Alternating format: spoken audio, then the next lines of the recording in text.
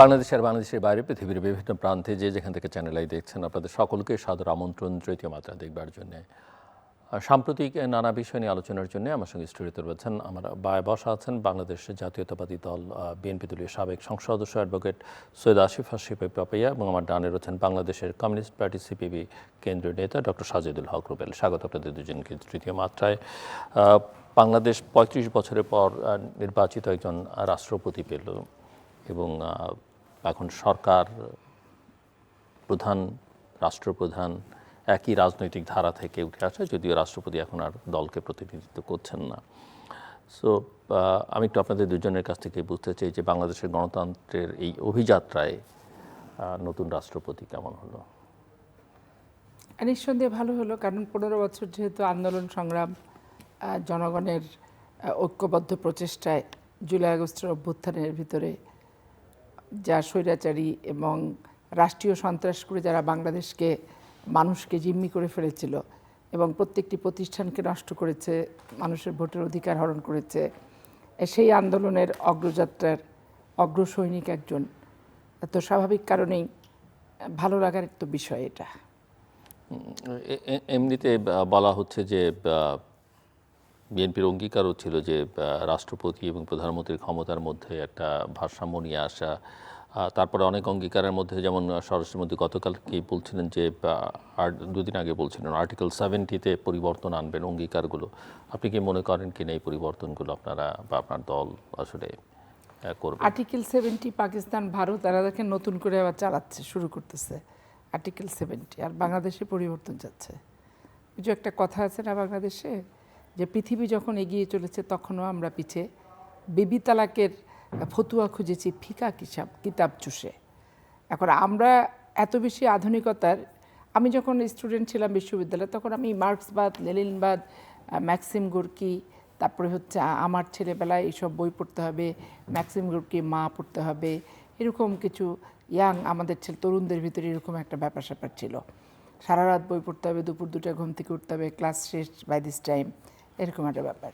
সকালের ব্রেকফাস্ট করতে যাচ্ছে দুপুর 2টায়, লাঞ্চ আওয়ারে, অনিয়মিত একবারে জীবনযাপন, এমনই লেনিনবাদ তারা করেছে। তো ঠিক এই জুলাই আগস্টের অভ্যুত্থানের পর দেখেন, অভ্যুত্থানের প্রতি সম্মান শ্রদ্ধা সব কিছু আছে, কিন্তু অভ্যুত্থানকে নিয়ে পুঁজি করে কিছু ব্যক্তি তাদের উপরে চাপিয়ে দিয়েছে, তাদেরও কিছু সিনিয়র ব্যক্তি যারা সোসাইটিতে খুব এলিট এবং এডুকেটেড পারসন, কিন্তু তারা বর্ণচোরা, তারা পিছন থেকে এদেরকে চালাচ্ছে আর ওদের মাথা দিয়ে এরা চলছে।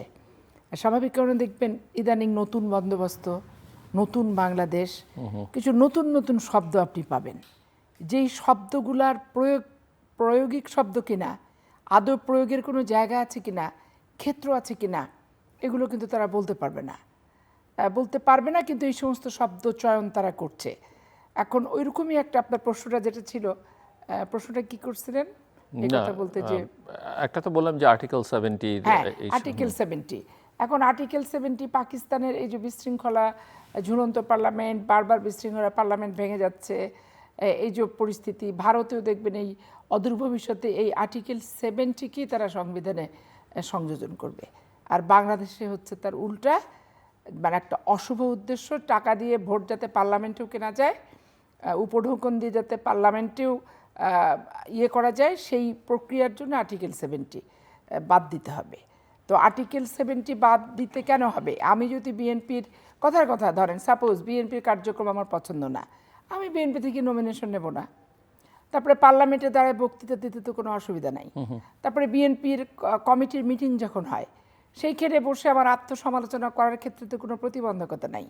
আমি আমার জীবনে বেগম খালেদা জিয়ার উপস্থিতিতে দলের নেগেটিভ যেগুলি সাধারণ মানুষের কাছে লাগতো, কি মাঠের কর্মীদের কাছে লাগতো, সেই বক্তৃতাগুলো সারা জীবন দিয়ে এসে ছাত্র জীবন থেকে সর্বোচ্চ হাততালিতে আমি পেয়েছি, সর্বোচ্চ কর্মীদের সমর্থন ভালোবাসা আমি পেয়েছি। তা আমি নিজেই আমার ব্যক্তিগত জীবন দিয়ে কিন্তু একটা প্রত্যক্ষদর্শী সাক্ষী আমি। তা আমার কথা হচ্ছে, আমি যেই দলটা ভালো লাগবে না, দলের অতীত ইতিহাস দিয়ে বর্তমান বিশ্লেষণ করে যদি মনে হয় আমার ভালো লাগবে না, অ্যাডজাস্ট হবে না, আমার এমপি নমিনেশন আমি নিব কেন? দরকার নাই তো আমার নেওয়ার। আর এমপি নমিনেশন যদি আমি নিই, তাহলে সেই দলের প্রতি আনুগত্য প্রদর্শন সর্বত্রই আমাকে করতে হবে। তবে আত্মসমালোচনা করব জায়গা মতো, জি। অজায়গায় না।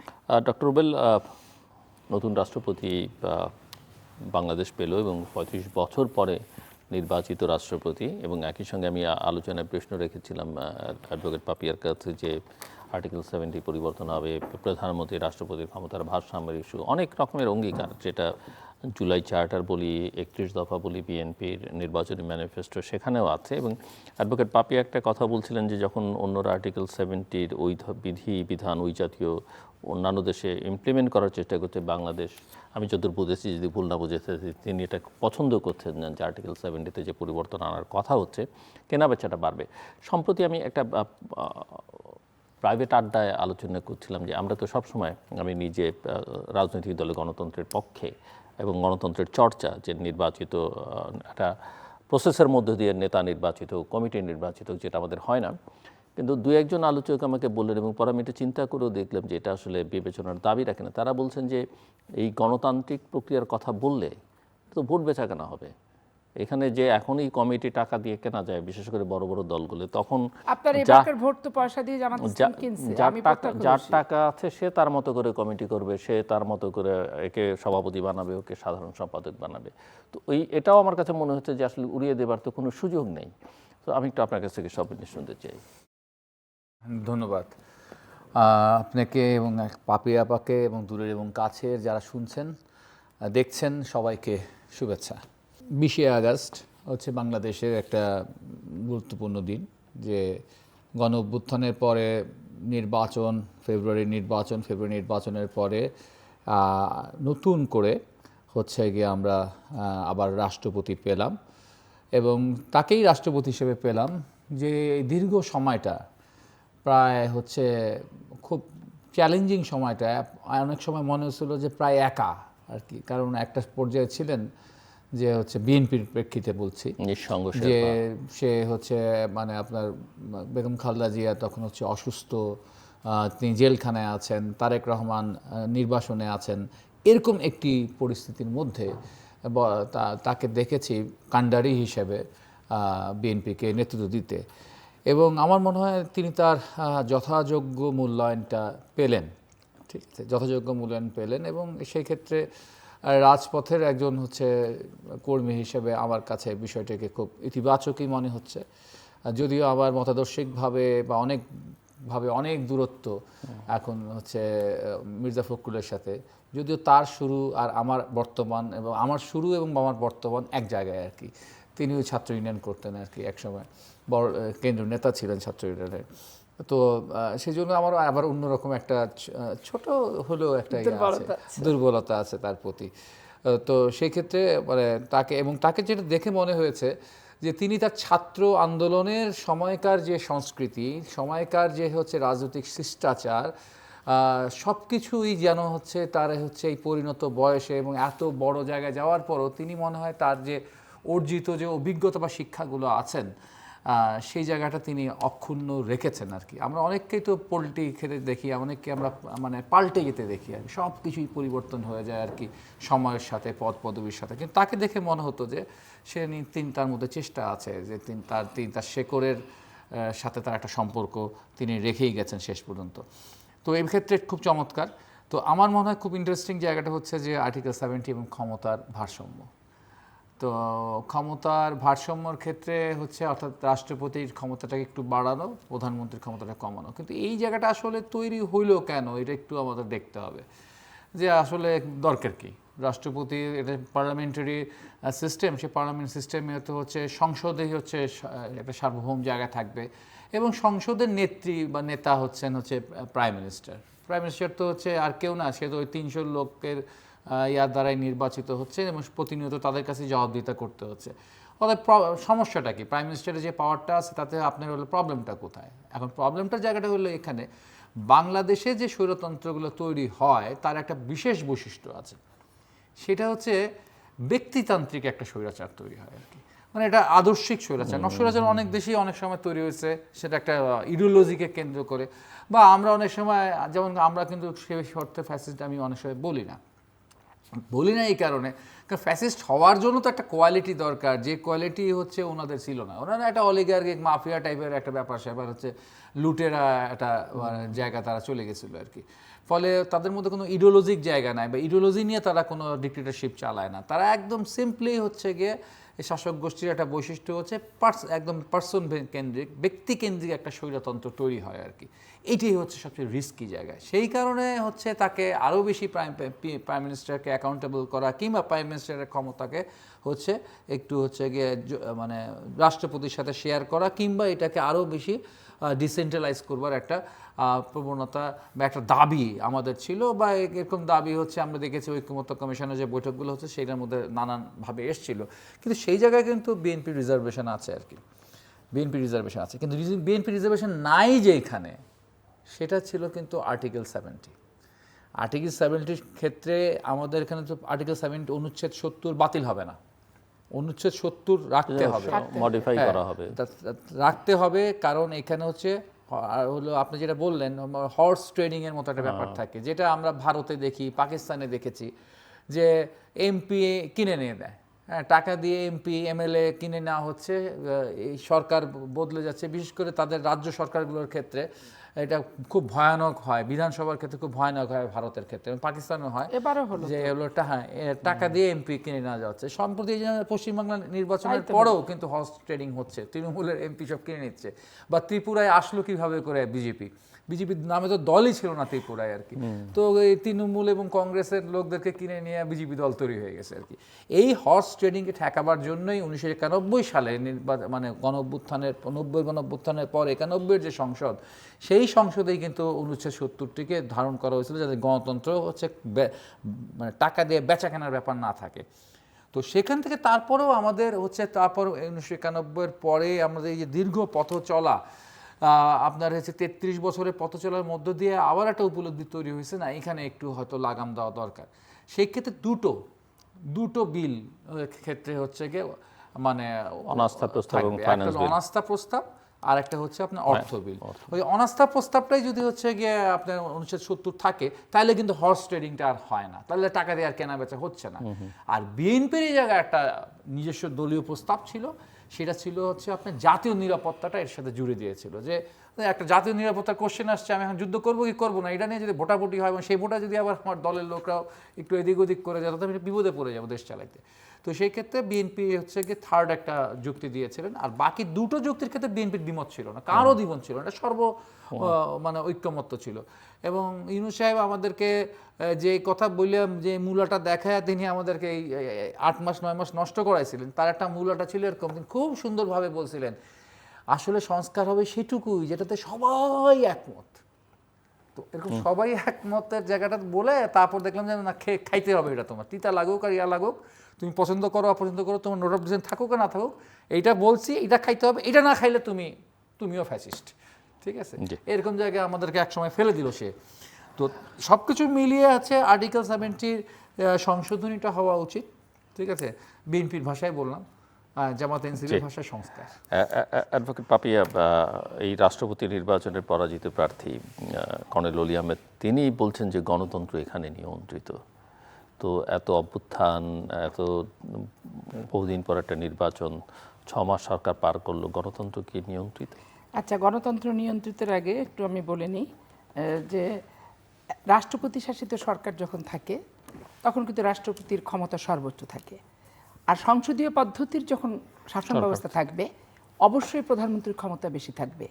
কিন্তু এই যে ক্ষমতার ভারসাম্য বলে যারা চিৎকার দেয়, তারা যদি 48-এর অনুচ্ছেদ 5টা খুব ভালো করে পড়ে, তাহলে দেখা যাবে যে এইখানে সব কিছু আছে।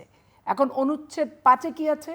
অনুচ্ছেদ 5-এ দফা 5-এ আছে যে প্রধানমন্ত্রী রাষ্ট্রীয় ও পররাষ্ট্র নীতি সংক্রান্ত যে কোনো বিষয় নিয়ে রাষ্ট্রপতিকে অবহিত করবেন, এবং রাষ্ট্রপতি অনুরোধক্রমে যদি অনুরোধ করে, তাহলে মন্ত্রিসভা সেই জিনিসটা বিবেচনার জন্য মন্ত্রিসভায় পেশ করতে পারবে।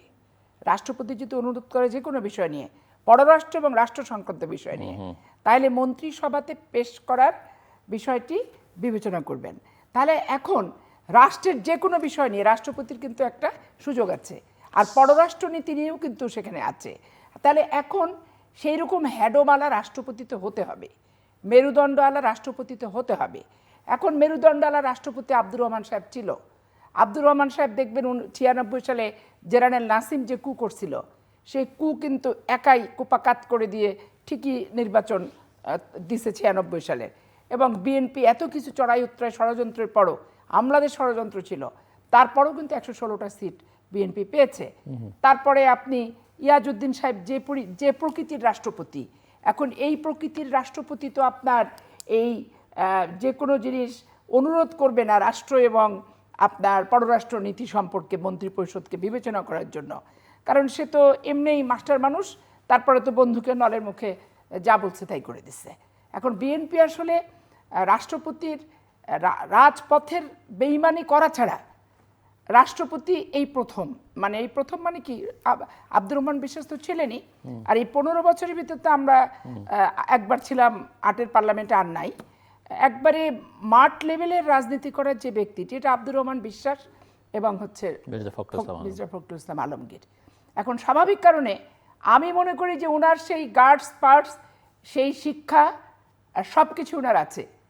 উনি যদি মনে করেন রাষ্ট্রের প্রয়োজনে আন্তর্জাতিক সম্পর্কের ক্ষেত্রে যে কোনো জিনিস প্রধানমন্ত্রী ওনার সাথে যখন আলোচনা করবে, তখন মন্ত্রিপরিষদে ডিকটেট করে যে এই বিষয়টা বিবেচনা করার জন্য আমি সুপারিশ করছি, তাহলে এটা উত্থাপন করে আলোচনা হয়ে একটা রাষ্ট্রপতির যে ক্ষমতা আছে সেই ক্ষমতার প্রয়োগটা হলেই কিন্তু যথেষ্ট, আলাদা করে কিচ্ছু প্রয়োজন নাই।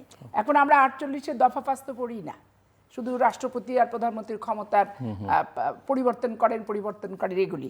আর আপনি যেটা বললেন যে গণতন্ত্রের নিয়ন্ত্রিত কিনা, কারণ কিন্তু এই কথা তো বলছেন কেউ, যেমন কর্নেল ওলি আহমেদ। এখন দেখেন পরাজিত প্রার্থী অলি আহমেদকে নিয়ে আমার কিছু 2 রকম ধারণা আছে।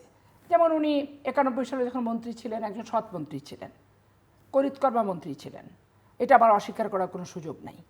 উনি মুক্তিযোদ্ধা ছিলেন, আছেনও, মুক্তিযোদ্ধা তো একবারই হয়, আছেন। কিন্তু 11-তে এই জামাত ইসলামের একটা সিট নিয়ে যে কাহিনীটা উনি করলেন, এখানে ওনার ব্যক্তিগত স্বার্থপরতা, এবং 11-কে উনি আমন্ত্রণ দিয়ে নিয়ে আসলেন, এবং উনি যে আমন্ত্রণ দিয়ে নিয়ে আসলেন সেটা চট্টগ্রামের পোলো গ্রাউন্ডে জনসভাতে পর্যন্ত সেটা প্রকাশ করলেন, এবং খালেদা জিয়াকে উনি তুমি করে কথা বললেন যে দেখে যাও খালেদা জিয়া, এবং তারেক রহমানকে তার বাবা মা তুলে কিন্তু গালিগালাজ করলো, করার পরে ষড়যন্ত্র করে সে কি পেয়েছে, একটা এমপি হয়েছে 8 পার্লামেন্টে, শেখ হাসিনার সাথে ষড়যন্ত্র করে দেখেন 8 পার্লামেন্টে সে একটা এমপি হলো। এইটুকুই, এত বড় কনস্পিরেসি, রাষ্ট্রের বিরুদ্ধে, ভোটাধিকার পদ্ধতির বিরুদ্ধে, গণতন্ত্রের বিরুদ্ধে, সংবিধানের বিরুদ্ধে দিয়ে একটা অসাংবিধানিক সরকার সে নিয়ে আসার পরে পাতানো নির্বাচনে 2008-এর উনি এমপি হলেন। তারপর থেকে এই যে শেখ হাসিনা একচেটিয়া বাংলাদেশে থেকে গেল, ভোটারবিহীন নিশি রাইত নামে মাত্র আমিরামের নির্বাচন, এগুলোর দায় কি চৌধুরী আর অলি আহমেদের নাই? এগুলো দায়ের জন্য কি বাংলাদেশের জনতার কাঠগড়াইদের দাঁড়ানো উচিত তা বলেন? লজ্জাহীনের মতো জামাত ইসলাম প্রার্থী করলো, আর উনি প্রার্থী হয়ে গেলেন জেনে বুঝে। উনি পরাজিত নিশ্চিত জেনে উনি প্রার্থী হলেন, মনে করলেন কি একটা স্ট্যান্ডবাজি, ঠিক 11-র মতো ষড়যন্ত্র করে বক্তৃতা দিলেন যে বিএনপির লোকেরা আমাকে ভোট দিবে। কি উদ্দেশ্য, কি ইঙ্গিত যে দলীয় শৃঙ্খলা ভঙ্গ করে আমাকে তোমরা সমর্থন করো। হ্যাঁ, এরকম একটা বক্তৃতা উনি দিলেন। এটাতে হলোটা কি? আজকে ডিপ স্টেটের ষড়যন্ত্রই বলেন এবং বাংলাদেশের গণতান্ত্রিক রাষ্ট্রকে অগণতান্ত্রিক করার ষড়যন্ত্রই বলেন, এবং শেখ হাসিনার ক্ষমতায়ন থেকে স্বৈরাচারী যে হলো, এর পাশাতে 2টা ব্যক্তি কোনোদিনই ক্ষমা পাবে না, একটা বি চৌধুরী, একটা অলি আহমেদ, এই এলডিপি পিডিপির এই নেতারা। আজকে তারা আবার নতুন করে সোচ্চার হয়েছে, তারা বেগম জিয়াউর রহমানকে তুলে তারেক সাহেবকে গাল দিচ্ছে, আবার বলছে আপনি দেশের জেলাতে যে রাত্রি যাপন করেন না। তাহলে আসল ষড়যন্ত্রকে ওনাকে তো রিমান্ডে নেওয়া উচিত, ওনাকে অ্যারেস্ট করে রিমান্ডে নেওয়া উচিত, যে কি তথ্য আপনার কাছে আছে যে আমি জেলার বাইরের যদি দলের নেতা হিসেবে, বাংলাদেশের নাগরিক হিসেবে রাত থাকি, আমার সমস্যাটা কি, এটা তো আগাম ওনার কাছে জানা দরকার। কারণ হচ্ছে রাষ্ট্রপতি জিয়াউর রহমানের পাশের রুমে বি চৌধুরী ছিল, শাহজিজ সাহেব ছিল, আরও অনেকে ছিল, তারা কি চমৎকার, ঘুমেরও ব্যাঘাত ঘটেনি বুলেটের শব্দে। কিন্তু রাষ্ট্রপতি জিয়ার সমস্ত ওই দেশপ্রেমের আর ইসলামী জাতীয়তাবাদ বলেন আর বাংলাদেশি জাতীয়তাবাদ বলেন, এই লাশটা যখন 1 নম্বর কক্ষের মেঝেতে লুটিয়ে পড়লো, আর সেই প্রথম বাংলাদেশ আমার শেষ বাংলাদেশ, জীবন বাংলাদেশ আমার মরণ বাংলাদেশ, এই গানটি যখন উচ্চারিত হলো, তখন সেই ষড়যন্ত্রকারীরা কোথাও কিন্তু তাদেরকে জবাবদিহি করতে হয়নি, আইনের আশ্রয় নেয়নি, রিমান্ডেও তাদেরকে নেওয়া হয়নি। তার কারণটা কি ছিল? যে শেখ হাসিনাকে বাংলাদেশে আসার অনুমতি দেয়া 17 দিনের মাথায় জিয়াউর রহমানকে হত্যা সংগঠিত করা হয়। একমাত্র সাক্ষী ছিল হচ্ছে মঞ্জুর, সে একটা সাংবাদিক চাইছিল, সাংবাদিক পর্যন্ত দেওয়া হয়নি, আইনের আশ্রয় তাকে দেওয়া হয়নি, তদন্তকারী কর্মকর্তার হাতে তুলে দেওয়া হয়নি, তাকে গুলি করে সাক্ষ্যকে শেষ করা হয়েছে, ঠিকঠাক বিডিআর পিলখানা হত্যার মতো করে। তাহলে এই দায় থেকে অলি আহমেদ বলেন, বি চৌধুরী বলেন, মারা গেছেন এরশাদ সাহেব, এগুলো কি মুক্ত হতে পারে? পারে না। আপনি এখন বলতে পারেন যে বিচার কেন চাননি? কার কাছে বিচার চাবো? কারণ বিচারের আলামত যদি ধ্বংস হয়ে যায়, বিচার চাওয়ার তো আর কিছু নাই। জনগণের হাতে বিচার চাইছি। জনগণ বারবার দেশনেত্রী বেগম জিয়াকে নির্বাচিত করছে, সম্মানিত করছে, ভালোবাসার প্রতীক হিসেবে তার সাথে থাকছে। তৃণমূল 1-11 এত ষড়যন্ত্র তৃণমূল উপেক্ষা করে বেগম জিয়ার পক্ষেই ছিল। এইটাই তো জাজমেন্ট, এটাই তো রায়, এটাই তো বিচার। এই বিচারটাকে বেগম জিয়া জীবন দিয়ে জীবনের শেষ লগ্ন পর্যন্ত কিন্তু মেনে নিছে।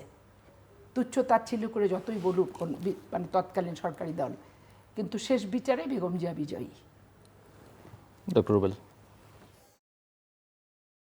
ঠিক আছে, তবে আমি গণতন্ত্র কোথায়?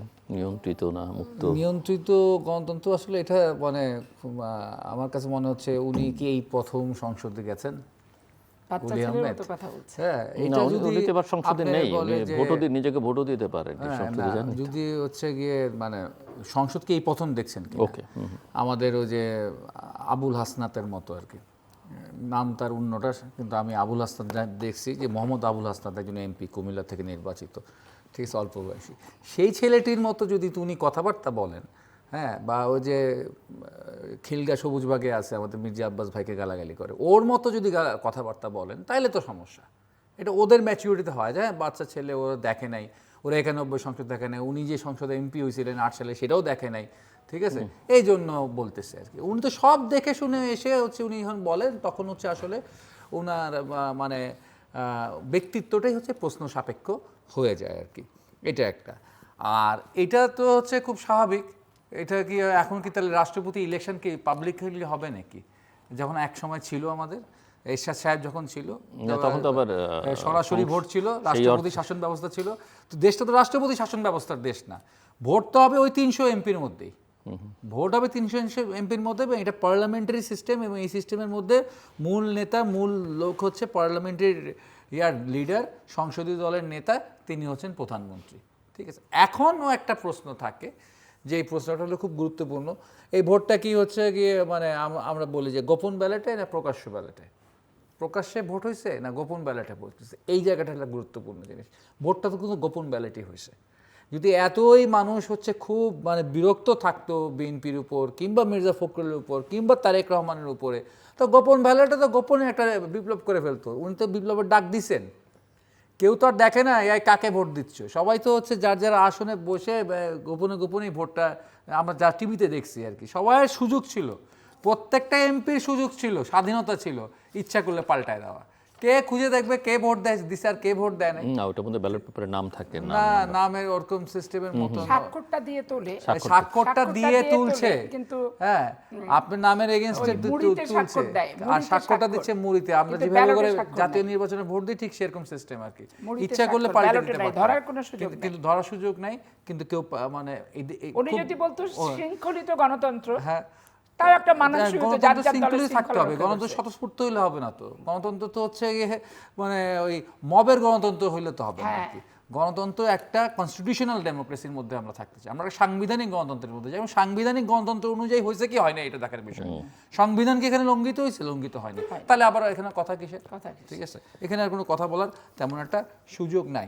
আরেকটা প্রশ্ন হচ্ছে, একজন মুক্তিযোদ্ধা মেজর আখতারুজ্জামান যখন বিএনপি করতেন, জামাত ইসলামী যোগ দিয়েছেন, একজন মুক্তিযোদ্ধা যখন হচ্ছে গিয়ে মানে ঠিক এরকম একটা পজিশনে। একটা সময় ছিল যে খুব প্রচণ্ড স্বৈরতান্ত্রিক একটা অবস্থা, বিএনপির অন্য কোনো অপশন নাই, কোনো সুযোগ নেই। আমার তখন মনে আছে বেগম খালেদা জিয়া এক প্রশ্নের উত্তর দিয়েছিলেন যে এখন আমি হচ্ছে গিয়ে মানে ভয়ঙ্কর খুনি ডাকাতকে ঠেকানোর জন্য চোরের সাথে আমার ঐক্য করতে হচ্ছে আর কি, এরকম কথা বলছেন আর কি। তো ওই রকম একটা ব্যাপার থাকে। কিন্তু এখন এই গণ অভ্যুত্থান উত্তরকালে যে তিনি ঠিক জামাতকে সঙ্গী হিসেবে যে বেছে নিলেন, ঠিক আছে, আমার কাছে বিষয়টা মনে হয়েছে একান্তই হলো এখানে কোনো আদর্শিক ব্যাপার নাই, এখানে কোনো গণতন্ত্রের প্রতি দায়বদ্ধতার ব্যাপার নাই, এখানে নিজেকে একজন মুক্তিযোদ্ধা বলে যে প্রাইড করবেন সেই প্রাইডের অধিকার তিনি হারায় ফেলাইছেন যখন তিনি এরকম একটা গণ অভ্যুত্থান পরবর্তীকালে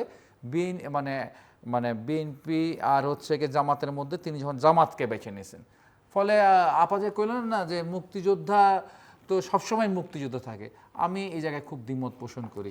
মুক্তিযোদ্ধা আসলে সবসময় মুক্তিযোদ্ধা থাকেন না, হ্যাঁ, রাজাকার সবসময় রাজাকার থাকলেও থাকতে পারেন। এমন কোনো ব্যাপার আছে কিনা যে ওনাকে কেউ স্বপ্ন দেখিয়েছেন যে সরকার তো যেটা আপনি যাদের কথা, যেসব নেতাদের কথা উল্লেখ করলেন সেই সব নেতারা তাদের দল এবং মাঝে মধ্যে জামাতে বলে যে এই সরকারকে তারা ফেলে দেবেন, তো এই ফেলে টেলে দিলে যদি আগে ফেলে টেলে দেওয়া যায় তাহলে ওনাকে রাষ্ট্রপতি করে বা গুরুত্বপূর্ণ কিছু করে এরকম কোনো স্বপ্ন টপ্ন ওনাকে দেখানো হয়েছে কিনা সেটা, এবং নানা রকমের ষড়যন্ত্রের কথা তো নানা মহল থেকে আলোচনায় সবসময় আমাদের রাজনীতিতে আছে। সেখানে জামাত কি স্বপ্ন দেখছে, আওয়ামী লীগ কিভাবে ফেরত আসবে, তারা কি স্বপ্ন দেখছে, কে দুঃস্বপ্ন দেখছে, এই প্রশ্নগুলো তো আসলে বিগত এই 6 মাস আর হচ্ছে গিয়ে এন্ট্রিমের যে হচ্ছে সময়কালটা, সেইটা যে টোটালটা যদি বিবেচনা করেন, বিশেষ করে নির্বাচনের পূর্বকালটা যদি করেন, তাহলে দেখবেন যে সব জায়গায় এক ধরনের ড্রাইভ ছিল, এক ধরনের প্রচার ছিল, এক ধরনের রিউমার ছিল,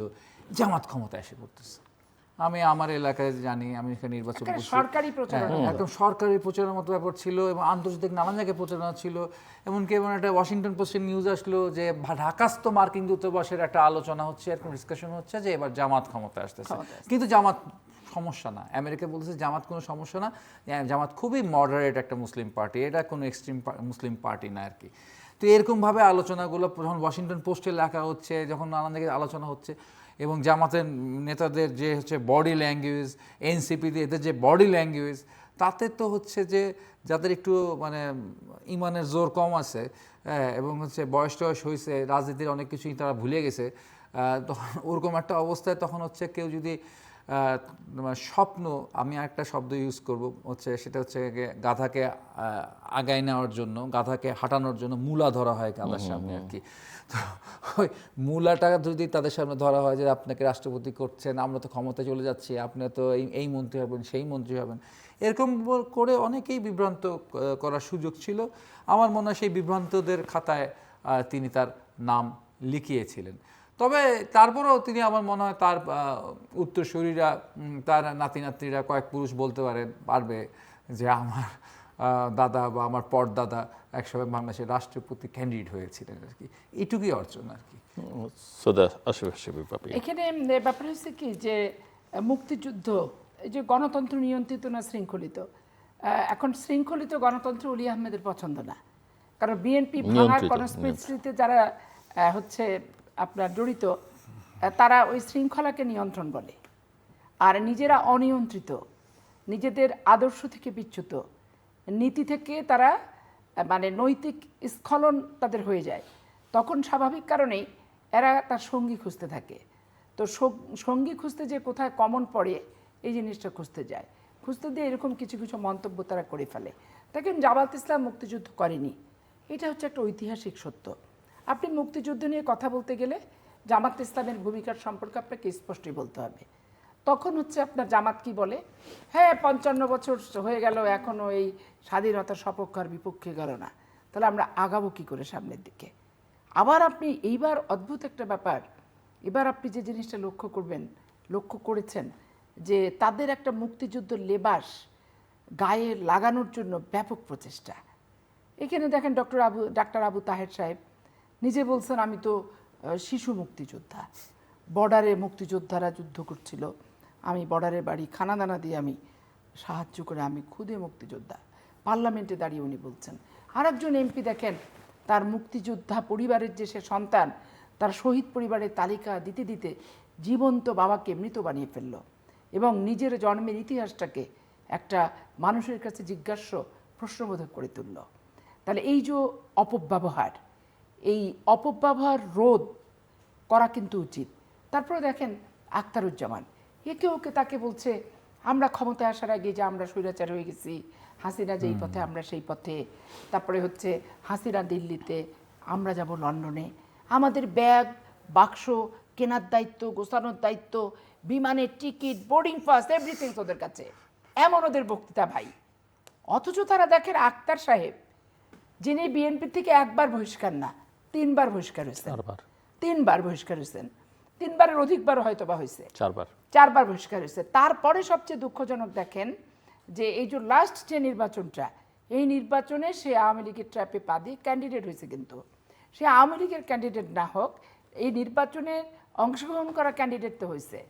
তাহলে আজকে আমার ব্যাগ গুছানোর আগে জামাত ইসলাম তো এই হচ্ছে আখতারুজ্জামানকে যে সাথে নিচ্ছে, আখতারুজ্জামানকে যে ক্যান্ডিডেট করছে, আখতারুজ্জামান যে তাদের পক্ষে বয়ান করছে, তো তাদের নিজেদের ব্যাগ এবং আখতার সাহেবের ব্যাগটা কি গোছানো উচিত না?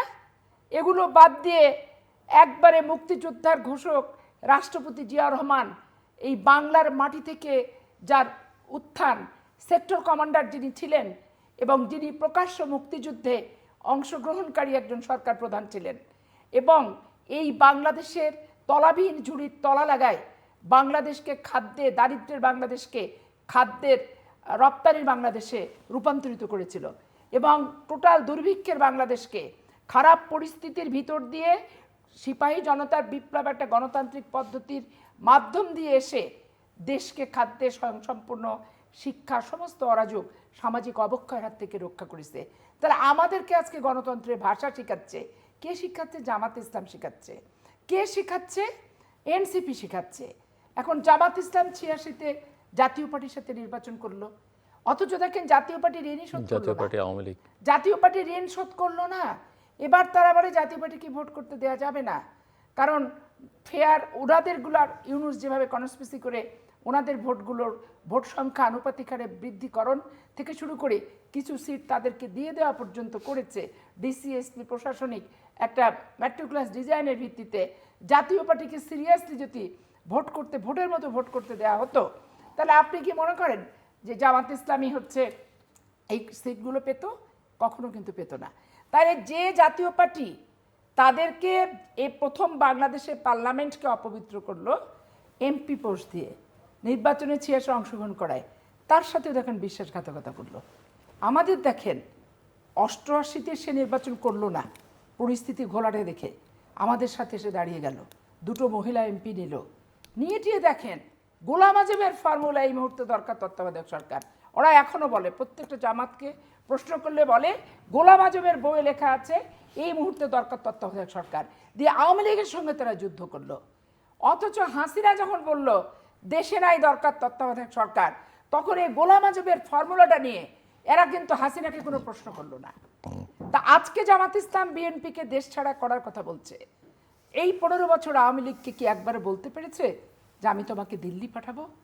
আজকে গুপ্ত সুপ্ত থেকে জামাতে ইসলাম আওয়ামী লীগের সকল সুযোগ সুবিধা ভোগ করে, এবং তারা তখন একটা আওয়ামী লীগের সাথেই আমাদেরকে নির্যাতন করেছে। তারা আমাদেরকে আপনি ব্যর্থই বলেন, আর রাজনীতিতে মানে আন্দোলনে আমাদের মানে করতে পারিনি, সফলকাম হতে পারিনি, যাই বলেন, আমরা তো আমাদের আইডেন্টিটি নিয়ে রাজনীতি করেছি, প্রকাশ্যে রাজনীতি করেছি, আমার ব্যানার নিয়ে আমি রাজনীতি করেছি, আমার দলের সামনে স্লোগান দিয়ে আমি রাজনীতি করেছি। তাহলে গুপ্ত সুপ্ত হওয়া যাদের অভ্যাস, তাহলে এই বদভ্যাসটা দূর করতে হবে। আর বিএনপির যে বিষয়টা শিক্ষণীয়, যে জামাত ইসলাম কোনোদিন রাজনীতিতে কেউ কারো পার্মানেন্ট বন্ধু না, সেটা ঠিক, কিন্তু জামাত ইসলাম এমন একটা জিনিস যেই পাত্র খায় সেই পাত্র ফোঁটা করে। এইটা একবারে বাংলাদেশের ইতিহাসে একবারে একটা প্রতিষ্ঠিত সত্য। অতএব বিএনপির ভিতরে গুপ্ত সুপ্ত হয়ে যারা আছে, এই গুপ্ত সুপ্তগুলোকে আল্লাহ রসুলের নাম নিয়ে, যত কাছের হোক, যত প্রিয় হোক, যদি অন্তর তাকে বাদ দিতে গেলে অন্তরে রক্তক্ষরণ হয়, কিন্তু দেশের স্বার্থে, দলের স্বার্থে এই রক্তক্ষরণটা মেনে নিতে হবে, কিন্তু তাদেরকে বাদ দিতে হবে, বের করে দিতে হবে, চিহ্নিত করে বের করতে হবে দলের ভিতর থেকে। বিশেষ করে এইটা হচ্ছে আমার একটা চরম দাবি। এই জন্য আমি বলি যে স্বৈরাচার এখানে ওখানে অমুককে তমককে ট্যাগ লাগায় হবে না। দেখেন বিরোধী দল বর্তমান যা করছে স্বৈরাচারী আচরণ। এখন আপনি হয়তো বলবেন যে আপা ওদের হাতে কি বন্দুক আছে, পুলিশ আছে, যারা স্বৈরাচার হবে? বন্দুক পুলিশ থাকলে শুধু স্বৈরাচার হয় না, ওইটা হচ্ছে কি রাষ্ট্রীয় সন্ত্রাস হয়, রাষ্ট্রীয় সন্ত্রাস হয়। কিন্তু দেখেন একটা সত্যকে মিথ্যা বলা, অপপ্রচার করা, রাষ্ট্রে গীবত করা, অস্থিতিশীল করা, একটা পর্যুদস্ত অর্থনীতি, এটা তো সবাই জানে। এটা তো আমার বাবার বাড়ির সম্পদ না যে আমি আঁচলের তলে ঢুকায় রেখে দিছি, অর্ধেক বাড়িতে রেখে খালি হাতে আসছি, এমন তো ব্যাপার না। তাহলে এই সত্য বিষয়গুলা বিশৃঙ্খল করে অলরেডি 460টা উপজেলায় আর 64টা ডিস্ট্রিক্টে তার প্রোগ্রাম সরকার হটাও দিয়ে দিল। আবার সরকারের কাছে যে নমনম করে তারা এটা চায় ওটা চায় সেটা চায়। এই যে ডাবল স্ট্যান্ডার্ড, এই ডাবল স্ট্যান্ডার্ড বিএনপিকে বুঝতে হবে অন্ততপক্ষে খুব ভালো করে, তাহলে এদের খপ্পর আর পা দেওয়া যাবে না ভাই। ডক্টর রুবেল, রাজনীতিতে দ্বিচারিতা এবং এই দ্বিচারিতার অভিযোগ দুদিক থেকে দুই পক্ষকে করা হচ্ছে, তো আপনি কি দেখেন? এখানে দ্বিচারিতার প্রথমে একটা কয়েকটা জিনিস একটু আমাদের করতে হবে। আমার হঠাৎ হচ্ছে আপার কথা শুনতে শুনতে গোয়েবলসের কথা মনে পড়লো আর কি, যে একজন ব্যক্তি খুবই সুস্থ স্বাভাবিক ব্যক্তি, তিনি এমপিও, তিনি হঠাৎ তার বাবাকে শহীদ মুক্তিযোদ্ধা বানায় দেবেন, বানায় দিয়ে তিনি নিজের জন্মকেই প্রশ্নবিদ্ধ করলেন। যদিও তারপরও তিনি কেন করলেন আর কি, এটা কি বলবো যে স্লিপ অফ টাং, নাকি এটা বলবো যে ওনার মাথাটা নষ্ট হয়ে গেছে তাই উনি বললেন? আসলে মাথাও নষ্ট হয়নি, স্লিপ অফ টাংও না। তারা গোয়েবলস, সেই নাৎসি ফ্যাসিস্টের হচ্ছে গিয়ে প্রচার মন্ত্রী, গোয়েবলস হচ্ছে হিটলারের প্রচার মন্ত্রী, সে যেভাবে করে জনগণকে হচ্ছে গিয়ে ভাবতো, এরাও সেই ঠিক সেভাবে করে জনগণকে দেখতে চায়, যে জনগণ মোটামুটি একটু বোকা টাইপের। জনগণ বোকা, জনগণের কাছে একটু জোরভাবে একটু আবেগঘনভাবে একই কথা যদি বারবার বলি জনগণ ওটা বিশ্বাস করবে। ফলে জনগণকে বিশ্বাস করানোর জন্য আমি ডাহা মিথ্যা কথা বলবো, ঠিক আছে? অর্থাৎ ডাহা মিথ্যা কথা।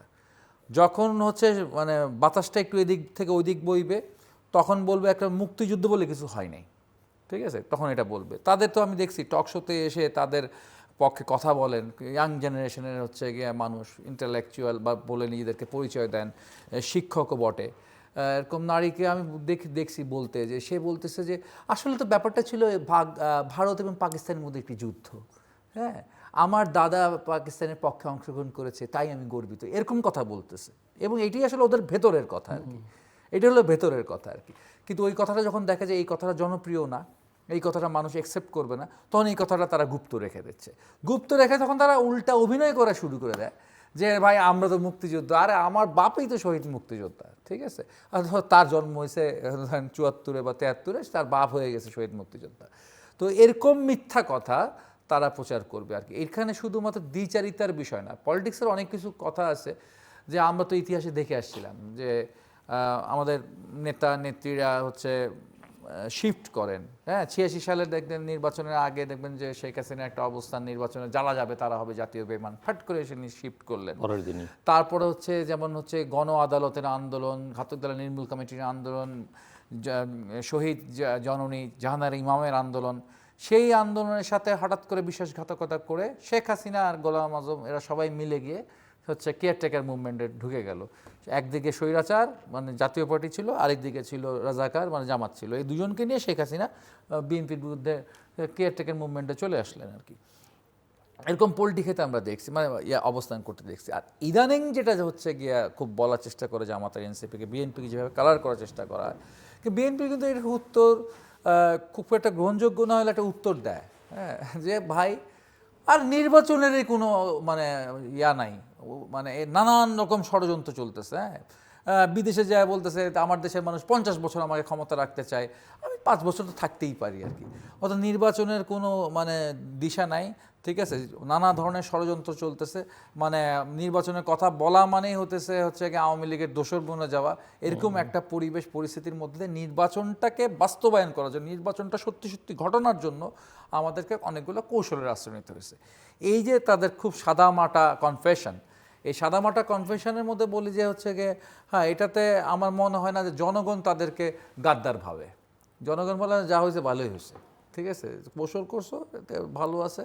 গণভোটের ক্ষেত্রে নিমরাজি হওয়া বা হচ্ছে গিয়ে সনদে স্বাক্ষর করা ইত্যাদি প্রশ্নে তারা ইয়ে হচ্ছে। কারণ বিএনপি তো একটা মাল্টি ক্লাস পার্টি।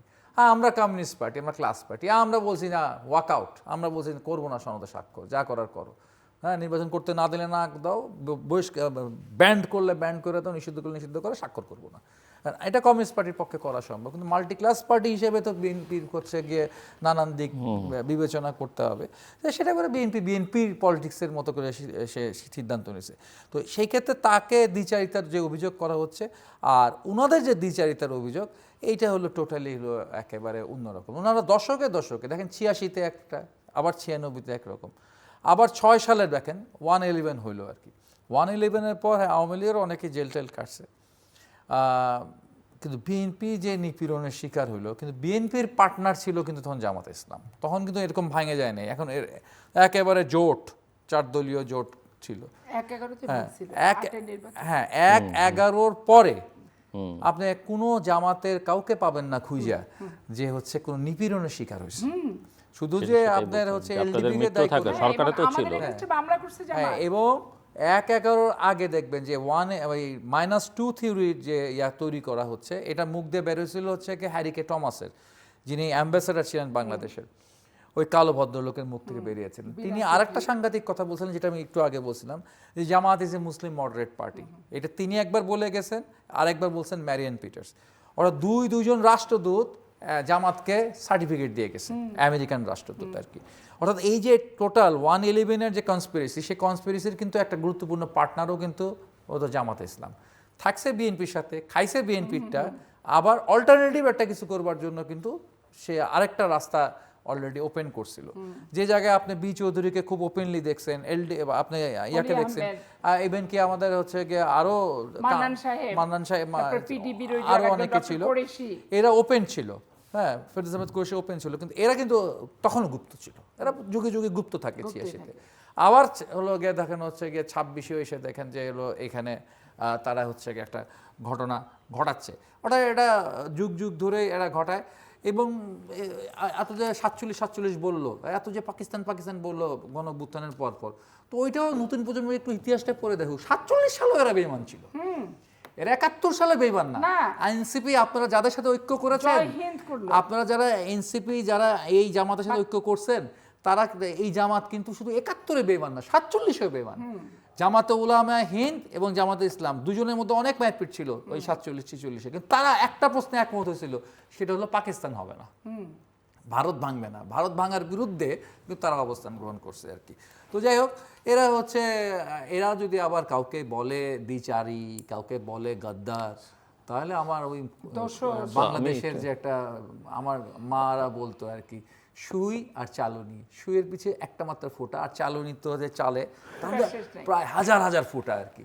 তো অনেক সময় চালনি সুইকে বলতো তোর পিছে ফোঁটা। যেহেতু শেষের দিকে আমি আর আপনার কাছে আসবো না, আমি ওনার কাছে যাবো। জাস্ট একটা প্রশ্ন করি, একটু আপনার কথা অল্প করে শুনে যেতে চাই। সরকারের পারফরমেন্স কেমন দেখছেন? মানে আপনার অবজারভেশন কি 6 মাসের বেশি পার হয়ে গেল? সরকারের পারফরমেন্সকে ক্রিটিক্যালি দেখা দরকার। সরকার ব্যর্থতা খাতা খুলে ফেলছে, অনেক জায়গায় ব্যর্থ হচ্ছে, অনেক জায়গায় যথার্থ সিদ্ধান্ত নিতে পারছে না। অর্থনীতিবিদ দেবপ্রিয় ভট্টাচার্য বলেছেন যে সরকার পারফরমেন্স কিন্তু এখন সেটা বিয়ের দিকে যাচ্ছে। হ্যাঁ, এই বিয়ের দিকে এটা ধরে রেখেছে, কিন্তু জনগণের মধ্যে কিন্তু ক্ষোভ আছে। ক্ষোভটা হচ্ছে জনগণ তো এতদিন একটু সরকারকে ছাড় দিয়ে রেখেছিল, কিন্তু এখন কিন্তু জনগণ হচ্ছে গিয়ে অত্যন্ত চায়ের দোকান হলো মুখ খোলা শুরু করছে আর কি। কারণ চা তো লাগে হচ্ছে ওই সিলিন্ডার লাগে, গ্যাসের সিলিন্ডার, যখন গ্যাসের সিলিন্ডারের দামটা বেড়ে যায় তখন চালাও খুব উত্তেজিত হয়ে যায়, চা যারা খেতে আসে তারা উত্তেজিত হয়ে যায়। ফলে ক্ষোভ কিন্তু ওই ছোট একটা কথা বললাম, ছোট একটা সেক্টর বললাম, এই যে বড় ওই চাল আর গ্যাসের সিলিন্ডার থেকে শুরু করে যে বড় স্পিনিং মিল, গার্মেন্টস ফ্যাক্টরি, বিভিন্ন ফ্যাক্টরিগুলো পর্যন্ত উৎপাদন বন্ধ করতে বাধ্য হচ্ছে। এমনি তো 18 মাসে প্রচুর পরিমাণ ইন্টারিমের সময় কারখানা বন্ধ হয়ে গেছে, সেই কারখানাগুলো আমরা চালু করতে পারিনি। তার উপর আবার এই জ্বালানি সংকটে আমার বাংলাদেশের উৎপাদন থেকে শুরু করে সব কিছু মিলিয়ে সরকার খুবই অর্থনৈতিকভাবে চ্যালেঞ্জিং জায়গায় আছে। সেটা সরকারকে ওভারকাম করতে হবে। ঠিক আছে, সৌদি আরব।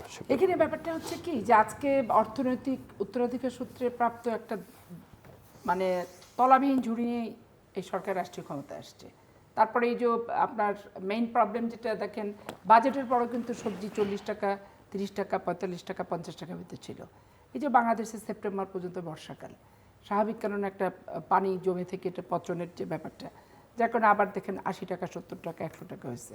এটা আবার ডিসেম্বর আস্তে আস্তে দেখবেন 20 টাকা, 25 টাকাতে নেমে যাবে। কিন্তু গ্যাসের যে ব্যাপার, এটা তো আর বিদ্যুতের যে ব্যাপারটা, এটা তো ভারতের সাথে অধিকাংশ চুক্তি বিগত সরকার করে গেছে। এবং তাদের যে পাওনা টাকা, এই যে এলিভেট বলেন, পদ্মা সেতু বলেন, আরও যেগুলো করেছে, ওখানে চুল্লি করছে, ওই যে ঈশ্বরদীতে যেটা করছে, সেটা হচ্ছে আপনার যে পরিমাণ উচ্চ সুদে ঋণ নিছে, এই ঋণের টাকা বিগত সরকারের আমলে এবং অন্তর্বর্তীকালীন সরকারের আমলের রেখে যাওয়া ঋণের টাকা পরিশোধ করতেই তো সরকার হিমশিম। এটা এই বাস্তব অবস্থাটা বুঝতে হবে। ঢাকা শহরের মা বোনেরা একটা ম্যাচকে অনেক গুরুত্বপূর্ণ মনে করতো আজ থেকে 30 বছর আগে। একটা ম্যাচ ধরাবে না, চুলা ধরে রাখতো, এই গ্যাসের চুলাকে। আবার আওয়ামী লীগ সরকারে সে 15 বছর দেখবেন আপনি যে কোনো নতুন বিল্ডিংয়ে কিন্তু গ্যাস লাইন দেয় নাই, সব সিলিন্ডার কিন্তু আমরা ইউজ করি। আবার আরেকটা জিনিস দেখেন, যে ডেভেলপার কোম্পানিগুলা, তারা প্রত্যেকটা ক্লায়েন্টের কাছে সোলার যে নাম করে তারা হচ্ছে টাকা নিচ্ছে, অথচ আসলে সোলার যে কোনো কিছু অস্তিত্ব নাই। অথচ এই যে সোলার একটা ভালো পদ্ধতি কিন্তু, এবং বিদ্যুৎ অনেক সাশ্রয় হয়, সেইগুলোর কোনো পদ্ধতি। এই জন্য এই সরকারকে এখন এটাও দেখতে হবে। আর দ্বিতীয় আরেকটা জিনিস দেখেন, এই ইয়ের নাম করে জুলাই আগস্টের নাম করে আপনার নরসিংদীর গাজী টাওয়ার যে আগুনটা দিল, এখানে কি হলো? উৎপাদন ব্যাহত হলো না? লোক কি বেকার হলো না? তাহলে এই যে তুমি আন্দোলন করতে যে নরসিংদীর গাজী টাওয়ারটাতে আগুন দিলা, দেখেন পুলিশ লাইন ব্রাহ্মণবাড়িয়াতে সম্ভবত কনসার্টের ভিতর আক্রমণ হয়েছে, কেন এটা হবে? এটা তো ওই সেই উদীচী, ওই সেই ছায়ানট, ওই সেই ডেইলি স্টার, ওই সেই প্রথম আলোরই প্রতিচ্ছবি। কিন্তু সরকারকে এখানে কঠোরস্থ দমন করতে হবে। আজকে পুলিশ ইউএন অফিস ঘেরাও করলে দাঁড়ায় থাকে, পুলিশের দোষ দিয়ে তো কোনো লাভ নাই। কারণ পুলিশের পেশাদারিত্ব জায়গায় আনতে গেলে আগে পুলিশের নিরাপত্তাটা সরকারকে যথেষ্টভাবে দিতে হবে। পুলিশ মার্চে জুলাই আগস্টে বৈধ হয়ে গেছে, কিন্তু এখন পুলিশের কনসার্ন তাদের ঘরের ভিতরে তারা করছে, এইখানে বাধা কারা দিল? সিসিটিভি ফুটেজ দেখে দেখে আসামি করা উচিত এবং তাদেরকে গ্রেপ্তার করা উচিত। এবং এই ব্যাপার নিয়ে সকল দল ঐক্যমত হওয়া দরকার। কারণ একটা বিশৃঙ্খল বিরোধী দল আর বিশৃঙ্খল একটা নতুন পার্টির দল নিয়ে রাষ্ট্রের স্থিতিশীলতা নষ্ট হবে। আর বাস্তব অবস্থাটা মানুষকে না বলবে অন্য অবস্থার কথা, এটাও কিন্তু চলে না। আজকে জুলাই সনদ করে পাগল হয়ে গেছে। আরে জুলাই সনদ, জুলাইয়ের মৃত্যুর তালিকাই তো এখন মানুষের কাছে একটা বিতর্কিত হয়ে গেছে ভাই। এসে জীবিত অবস্থায় পাওয়া যাচ্ছে যে আমি মরিনি, আমি বেঁচে আছি। পরিবারের সদস্য বলছে আমাকে জোর করে মামলা দেওয়া হয়েছে, বলছে না দিলে তোর বাপকে ক্ষতিগ্রস্ত করব। তাহলে এই যে মৃতরা যদি জীবিত হয়ে যায়, তাহলে আপনি কি ভয়ানক একটা পরিস্থিতির তারা বর্ণনা যে দিল, সেই পরিস্থিতির বাস্তবতা যখন জীবন্ত মানুষকে ফেরত পাওয়া যায়, তখন আপনি কি বলবেন? আমি টেম্পুতে রোড অ্যাক্সিডেন্ট করলাম আর জুলাইয়ের ভাতা আমি নিয়ে নিলাম। ছাত্রলীগের যশোরের ব্যক্তি যে ঢুকছিল গণ্ডগোল করতে, সে জুলাই ভাতায় তার নাম। তারপরে এগুলো জামাত ইসলামের অনেক আত্মীয় স্বজনের জুলাই ভাতার নাম। তাহলে 7 দিনের ভিতর যে একটা বই তৈরি করে ফেললো জামাত ইসলাম যে জুলাইয়ে কারা কারা আহত হয়েছে, এখন এই বইয়ের সত্যতা নিয়ে তো প্রশ্ন আছে। তাহলে এই বইটাকে আমরা অর্গানাইজড সংগঠন, ক্যাডার ভিত্তিক সংগঠন, আমরা বইটা করে ফেললাম, এই যে বলে বয়ান করে বেড়ালো, এটা কি ঠিক হলো? ঠিক হলো না। এখন এইখানে আপনি যত কথাই বললেন, গ্যাস, পানি, বিদ্যুৎ আর নিত্য প্রয়োজনীয় দ্রব্যাদি, আইন শৃঙ্খলা পরিস্থিতি, এই কয়েকটা জিনিস ঠিক থাকলে সাধারণ মানুষ শান্তিতে থেকে যায়। এই জন্য সরকারকে সর্বোচ্চ অগ্রাধিকার দিতে হবে যে গ্যাস, বিদ্যুৎ এবং আপনার আর সাবোটাস করবে বিরোধী দল, তাদের যেখানে আছে সেখানে তারা চেষ্টা করবে 2 নম্বরই করে সরকারকে একটা কৃত্রিম সংকটের মুখে ফেলা। এবং প্রকৃত সমস্যাটাকে দেখেন, তারা এমনভাবে বয়ান করছে ব্যর্থ সরকার, এই সরকারকে তাড়ায় দাও, খেদায় দাও, নাবায় দাও, ঘরে ঘরে তারা দুর্গতরি ট্যাগ দিয়ে দিচ্ছে সরকার হটানোর জন্য। শেখ মুজিবের কিছুই ভালো লাগে না, কিন্তু সব কিছু তাদের আচার আচরণ, চাল চলন সব কিছু কিন্তু শেখ মুজিবের মতো। বিরোধী সংগঠন যে এত স্বৈরাচার হতে পারে এবং এত শুধু রাষ্ট্রীয় সন্ত্রাসটা বাদে এত স্বৈরাচার হতে পারে বাংলাদেশের ইতিহাসে?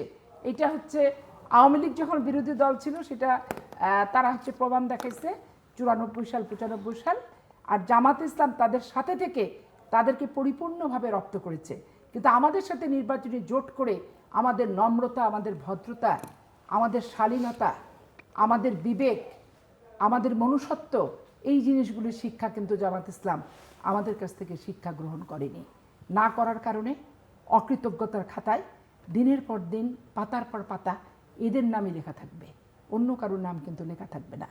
গঠনমূলক বিরোধী দল হওয়ার চেয়ে যদি অস্থিতিশীল বাংলাদেশ তৈরি করার বিরোধী দল হয়, এই বিরোধী দলকেও কিন্তু মানুষ প্রত্যাখ্যান করবে এবং এই বিরোধী দলকেও একদিন এদের বিরুদ্ধেও দেশের মানুষ সোচ্চার হবে।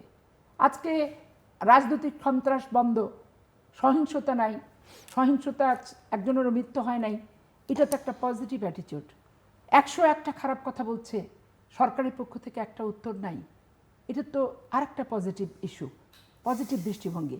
থার্ড যে বিষয়টা, যে আপনার সরকার, পূর্বের সরকারের সংকট আমাকে মোকাবেলা করতে হচ্ছে, কিন্তু শুধু নেগেটিভ বক্তৃতা দিয়ে বেড়াচ্ছে এই বিরোধী দল এবং হচ্ছে তাদের শাবক এনসিপি।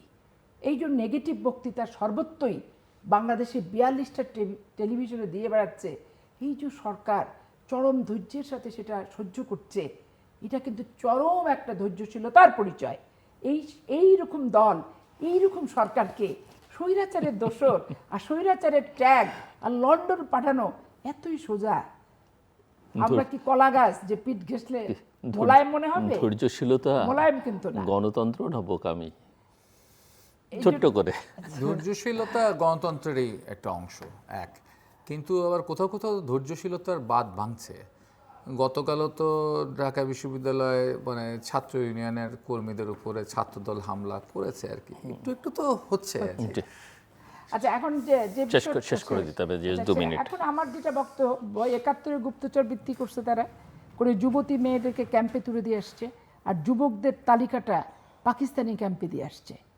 এখন যদি তারা বলে আমরা মুক্তিযোদ্ধাদের দিয়ে মুক্তিযুদ্ধের স্বপ্ন দেখব, আর এই অন্তর্বর্তীকালীন সরকার আসার পর রংপুরের কুড়িগ্রামে যখন 16 ডিসেম্বরে পতাকা তোলা বাদ দিয়ে আমি দেখি ফেসবুকে জুতা তুলছে, তখন আমাদের মতো মুক্তিযোদ্ধার প্রজন্মের হৃদয়ের রক্তক্ষরণ এবং যে প্রচণ্ড ঘৃণা রক্তের শিরা উপশিরা ধমনে দিয়ে প্রতিধ্বনিত হয়, এইগুলো ওই স্বাধীনতা বিরোধী ষড়যন্ত্রকারী গুপ্তচক্রের কানে গেলেও তারা তখন কানে কড়া দেয়, বলে পিঠ করেছি কুলো আর কানে দিয়েছি তুলো। তো যাই হোক, দেশের মানুষকে এদের ষড়যন্ত্র সম্পর্কে ওয়াকিবহাল হতে হবে এবং সঠিক জিনিসটা এর ভিতর থেকে খুঁজে নিতে হবে। দর্শক, অনুষ্ঠানের শেষ প্রান্তে আমরা সামাজিক যোগাযোগ মাধ্যম ফেসবুক, এক্স এবং ইউটিউবে তৃতীয় মাত্রা লাইভ স্ট্রিম হচ্ছে, আপনারা দেখতে পারেন। টেলিভিশনের পর্দায় দেখতে না পারলে যে কোনো সময় যে কোনো স্থান থেকে ইউটিউবে তৃতীয় মাত্রা চ্যানেলটি সাবস্ক্রাইব করে এই পর্ব বা পুরনো পর্বগুলো আপনারা দেখতে পারেন। ডক্টর সাজিদুল হক রুবেল এবং অ্যাডভোকেট সৈয়দ আসিফ হাশমি পাপি, অসংখ্য ধন্যবাদ এই আলোচনা অংশ নেবার জন্যে। দর্শক, গণতন্ত্রের অগ্রযাত্রা অব্যাহত থাকুক, সেটা আমরা চাই। ঔদার্য থাকুক রাজনীতিতে, সেটাও চাই। কিন্তু একই সঙ্গে রাষ্ট্রের বিরুদ্ধে, গণতন্ত্রের বিরুদ্ধে যে কোনো ষড়যন্ত্র বা রাষ্ট্রকে অস্থিতিশীল করবার যে কোনো ষড়যন্ত্র কিন্তু নিয়ন্ত্রণের দায়িত্ব সরকারের। আবার একই সঙ্গে যারা দায়িত্বে আছেন বা ক্ষমতায় আছেন তারাও নিজেদেরকে সংযত রাখবেন। কিছু কিছু অভিযোগ উঠতে শুরু করেছে, যেমন একটি অভিযোগ উঠল একটি ছাত্র সংগঠনের উপর সরকারি ছাত্রদলের হামলা, একটি রাজনৈতিক সংগঠন কোনো একজন বিশেষ নেতাকে নিয়ে একটি স্মরণসভা করবে, সেটাতে বাধা দেয়া। এগুলো আবার খুব একটা ভালো লক্ষণ নয়, কারণ এভাবে ধীরে ধীরে আসলে একটা সরকার কর্তৃত্ব পরায়ণ হতে পারে। কাজে এই বিষয়েও সরকারকে সতর্ক থাকতে হবে। প্রধানমন্ত্রী নিজে যতখানি একা চেষ্টা করছেন বা যে ভাবমূর্তি তৈরি করছেন, এই ভাবমূর্তি শুধু একার ভাবমূর্তি দিয়ে কিন্তু একটা সরকার চলবে না, তার সামগ্রিকভাবে পুরো সরকারের ভাবমূর্তিটা সেই জায়গায় নিতে হবে। আর দ্বিতীয় কথা হচ্ছে, গুপ্তসুপ্ত নিয়ে সরকারি দলের নেতারা অনেক কথাবার্তা বলেন, কিন্তু তাদের আসলে তাদের দলের ভিতরে কি পরিমাণ গুপ্তসুপ্ত আছে সেটা খুঁজে বের করবার দিকে এখনই মনোযোগ দেওয়া দরকার। অন্যথায় যে কোনো ধরনের বিপদ কিন্তু ভেতর থেকে উঠতে পারে। মাথায় রাখতে হবে যে সরকারি দল, ক্ষমতাসীন দল অধিকাংশ সময় বিরোধী দলের কারণে বিপদে পড়ে না, সমস্যা হয় তার প্রধানত নিজের দলের ভেতর থেকে। দর্শক, আমাদের সঙ্গে থাকবার জন্য অসংখ্য ধন্যবাদ। আপনাদের সবার জন্য শুভকামনা।